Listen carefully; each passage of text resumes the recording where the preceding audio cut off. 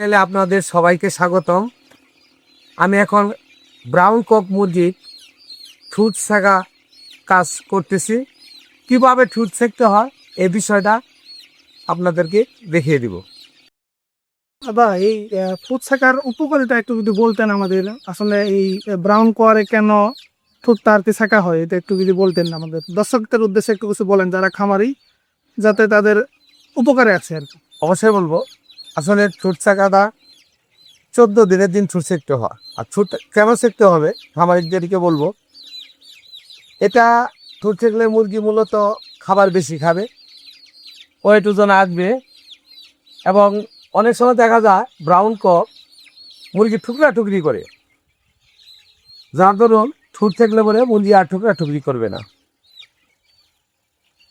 আশা করি প্রত্যেক খামারি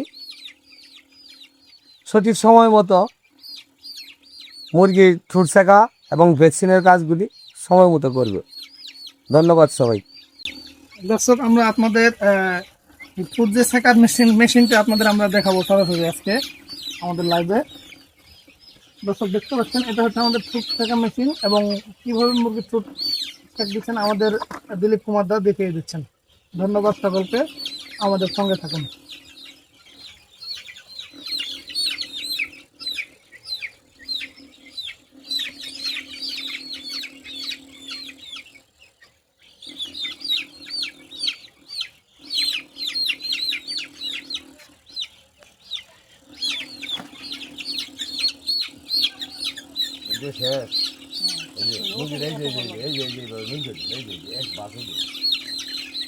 ধন্যবাদ।